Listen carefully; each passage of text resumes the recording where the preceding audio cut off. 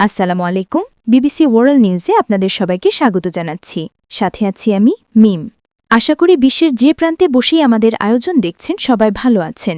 আন্তর্জাতিক রাজনীতি, আঞ্চলিক কূটনীতি এবং সীমান্তের বাণিজ্য সংকট নিয়ে সাজানো হয়েছে আমাদের আজকের সংবাদ প্রবাহ। শুরুতে জানিয়ে দিচ্ছি আজকের প্রধান প্রধান সংবাদগুলোর শিরোনাম। দ্বিরাষ্ট্র সমাধানই ইসরায়েল ফিলিস্তিন সংঘাত নিরসনের একমাত্র পথ, পোপ লিও। ভারতীয় মিডিয়ায় হাসিনার একই রকম ৮ সাক্ষাৎকার, সাংবাদিকতা নাকি পিআর। সীমান্তে পড়ছে ৩০,০০০ টন ভারতীয় পেঁয়াজ। এবং আইএসের ১৫ অস্ত্রাগার ধ্বংস করল মার্কিন সিরীয় যৌথ বাহিনী।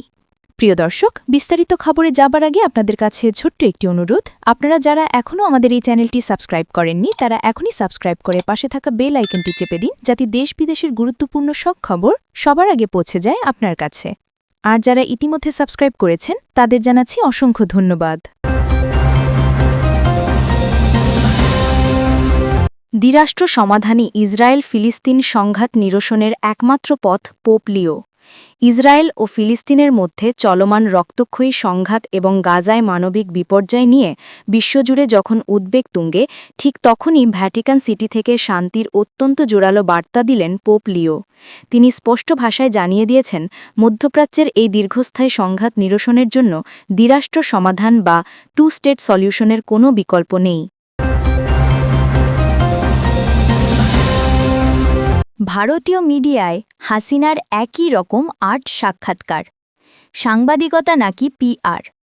এবারে দৃষ্টি ফেরাব উপমহাদেশের রাজনীতির দিকে।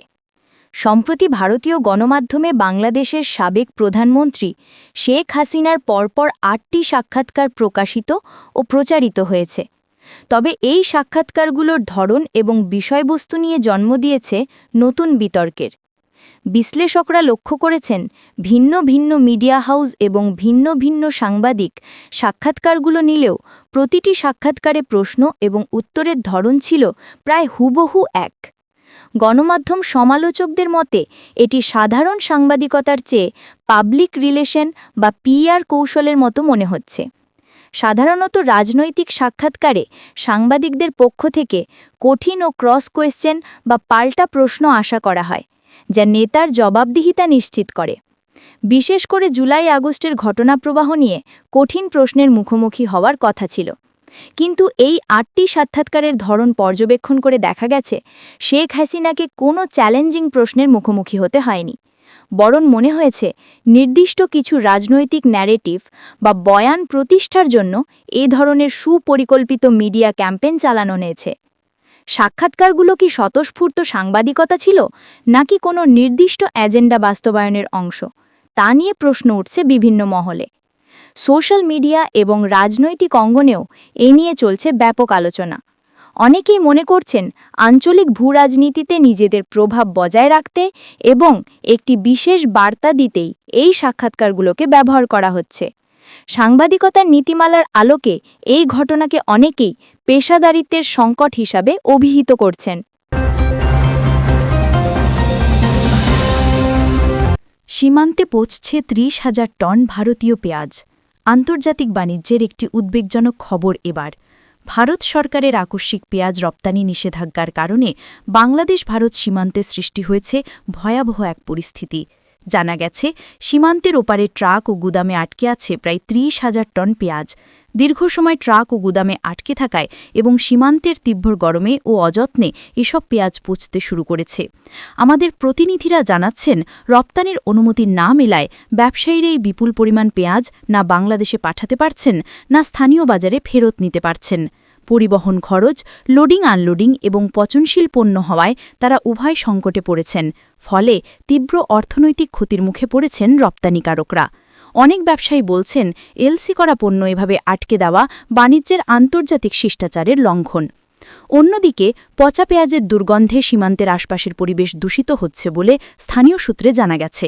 ওপারে আটকে থাকা হাজার হাজার ট্রাকের কারণে সীমান্তে পণ্যবাহী যানের জটও তৈরি হয়েছে। অর্থনীতিবিদরা বলছেন, বাণিজ্যের ক্ষেত্রে এমন হঠকারী সিদ্ধান্ত দুই দেশের ব্যবসায়িক সম্পর্কের ওপর নেতিবাচক প্রভাব ফেলতে পারে। বাংলাদেশের বাজারেও এর মনস্তাত্ত্বিক প্রভাবে দাম বাড়ার আশঙ্কা করছেন অনেকে। যদিও সরকার বলছে, দেশে পর্যাপ্ত দেশি পেঁয়াজের মজুদ রয়েছে এবং বিকল্প দেশ থেকেও আমদানির প্রক্রিয়া চলছে। আইএস-এর ১৫ অস্ত্রাগার ধ্বংস করল মার্কিন সিরীয় যৌথ বাহিনী। সংবাদের শেষ অংশে থাকছে সন্ত্রাসবাদ বিরোধী অভিযানের খবর। সিরিয়ায় জঙ্গি গোষ্ঠী ইসলামিক স্টেট বা আইএস-এর বিরুদ্ধে বড় ধরনের সাফল্য পেয়েছে মার্কিন যুক্তরাষ্ট্র ও সিরিয়ান ডেমোক্রেটিক ফোর্সেস বা এসডিএফের যৌথ বাহিনী। সিরিয়ার মধ্যাঞ্চলে চালানো এক বিশেষ অভিযানে জঙ্গি গোষ্ঠী আইএস-এর গোপন ১৫টি অস্ত্রাগার ও আস্তানা ধ্বংস করা হয়েছে। মার্কিন সেন্ট্রাল কমান্ড বা সেন্টকম এক বিবৃতিতে জানিয়েছে, এই অভিযানে বিপুল পরিমাণ ভারী গোলাবারুদ, বিস্ফোরক, সুইসাইড ভেস্ট এবং যুদ্ধের সরঞ্জাম উদ্ধার ও ধ্বংস করা হয়েছে, যা আইএস-এর পুনরুত্থান ঠেকানোর প্রচেষ্টায় একটি বড় পদক্ষেপ। গোয়েন্দা তথ্যের ভিত্তিতে চালানো এই অভিযান ওই অঞ্চলে আইএস-এর অপারেশনাল সক্ষমতা বা হামলার শক্তি উল্লেখযোগ্যভাবে কমিয়ে দেবে বলে ধারণা করা হচ্ছে। কর্মকর্তারা বলছেন, আইএস যদিও আগের মতো শক্তিশালী নেই এবং তাদের কোনো নির্দিষ্ট ভূখণ্ড দখলে নেই, তবুও তারা মরুর বুকে গোপন আস্তানা গেড়ে ছোট ছোট হামলার পরিকল্পনা করছিল। এই ১৫টি অস্ত্রাগার ধ্বংসের মাধ্যমে তাদের সেই পরিকল্পনায় বড় আঘাত হানা হল। অঞ্চলটিতে শান্তি ও নিরাপত্তা নিশ্চিত করতে এবং সাধারণ মানুষকে সুরক্ষা দিতে যৌথ বাহিনীর এমন অভিযান অব্যাহত থাকবে বলেও জানানো হয়েছে। প্রিয় দর্শক, এই ছিল বিবিসি ওয়ার্ল্ড নিউজের এখনকার আয়োজনে। পোপের শান্তির বার্তা থেকে শুরু করে সীমান্তের বাণিজ্য সংকট এবং আঞ্চলিক রাজনীতির উত্তাপ সবকিছুর বিস্তারিত আমরা তুলে ধরলাম। এতক্ষণ আমাদের সাথে থাকার জন্য আপনাদের আন্তরিক ধন্যবাদ। পরবর্তী নিউজ বুলেটিনে আবারও দেখা হবে নতুন কোনো খবর নিয়ে।